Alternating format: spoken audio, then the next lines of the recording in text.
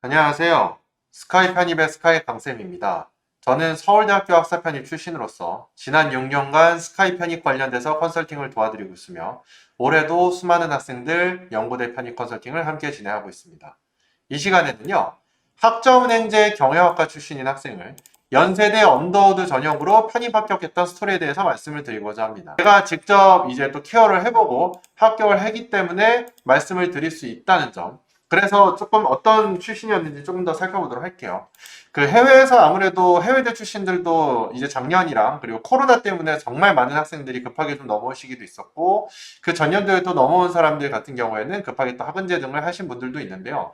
이때 그 해외대에서 거의 한 뭐 3년에서 혹은 6년, 7년 이상 계신 분들 같은 경우에는 아무래도 그 영어에 관련된 좀 자신감이 있고요. 특히 단순히 영어를 말하기만 잘하는 것이 아니라 영어 글쓰기에 대해서도 어느 정도 익숙한 상태라고 하면 한 2달 정도 연세대 언더우드 관련된 그런 컨설팅을 진행을 하면 이런 부분에 대해서 합격하는 데 있어서도 전혀 지장이 없었다. 특히요, 연세대 언더우드 같은 경우에는 뭐 언더우드 학부, 그 다음에 인문사회, 생명과학공학, 하스, 그 다음에 ISE 보면요. 일반 편입학도 사람들을 좀 많이 뽑죠. 그리고 학사 편입학도 이와 같이 인원들이 좀 있는데요. 일반적으로 이과임에도 불구하고 영어 논술을 똑같이 본다는 점에서 좀 특이하다는 점. 그래서 제가 합격을 시켰던 학생들도 주로 학은제 경영이나 인서울 경영에서 이과 쪽으로도 합격을 시켰고요. 물론 문과 쪽으로 합격한 케이스도 있고요.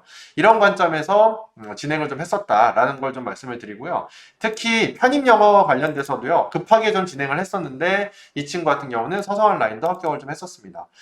해외대에서 온 친구들은 편입 영어를 매우 못한다라는 부분에 대해서 그럴 수도 있는 부분도 있고, 특히 그거를 이제 뭐 단어라든지 그다음 문법이라든지 이런 부분들로 이제 얘기를 하는 분들도 많이 계시는데요. 뭐 그런 케이스도 있고 아닌 케이스도 있는 것 같아요. 왜냐면요, 문법 자체에 대해서 당연히 좀 잘 상대적으로 모를 수 있지만 그것마저 감각적으로, 그리고 그것마저 학술적으로 잘 공부한 해외대 학생들도 있어요. 그런 학생들 같은 경우에는 거의 한 달 만에 와서 서성 안에 합격하기도 하기 때문에요. 이런 부분들에 대해서 내가 무조건 해외대라서 편입 영어는 자신이 없다, 이렇게 생각을 하실 필요는 없고요.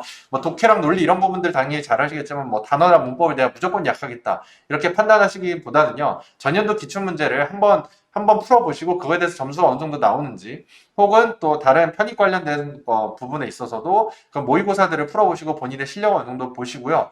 생각보다 단어랑 그런 문법들도 괜찮을 수 있어요. 그래서 그런 관점에서는 한 달만 해도 또 가실 수 있고요.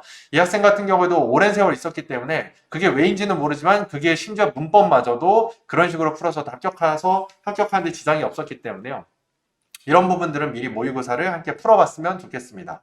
그 다음으로 좀 더 케이스를 좀 보면요. 그래서 여기서 좀 더 추가적으로 말씀을 드리면, 그래서 자소서 스토리와 스펙 컨설팅을 해서 합격하는데 문제가 없었다. 연세대 언더우드 전형에 대해서죠. 두 번째로 또 말씀을 드리면요. 인서울 경영 출신에서 연세대 언더우드 합격을 전형 편입을 했던 사례입니다. 여기는 완전히 국내 출신이고요. 토익은 아마 당시에 800점대 후반에서 900점대 초반이었던 걸로 기억이 나고 8개월 정도 같이 진행을 좀 했었습니다. 물론요, 그 연세대 언더우드는 토익, 토플, 뭐 110점대인 사람, 뭐 119점인 사람도 지원한다. 그런 사람들만 합격하는 것이 아니냐라고 우려할 수 있지만요. 우리 한국인도 마찬가지잖아요.